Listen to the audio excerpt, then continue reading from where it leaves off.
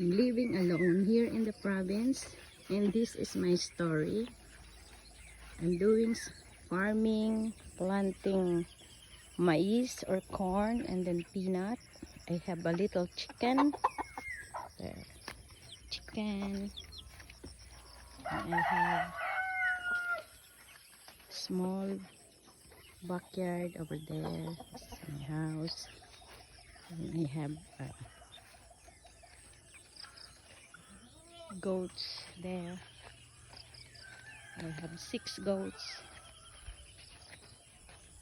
This is my area. Not so big, but just enough for me.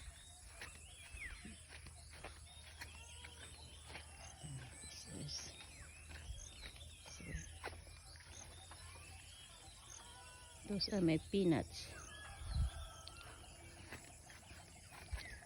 And this is my goat pen. And also here, corns. There. They are flowering now.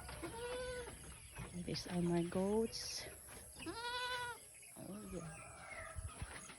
4 females and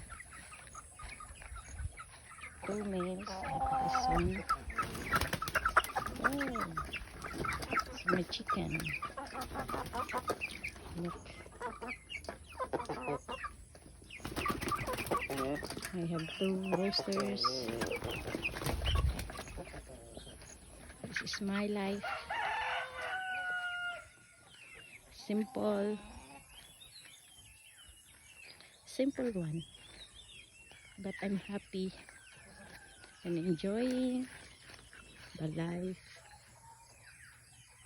here in the province.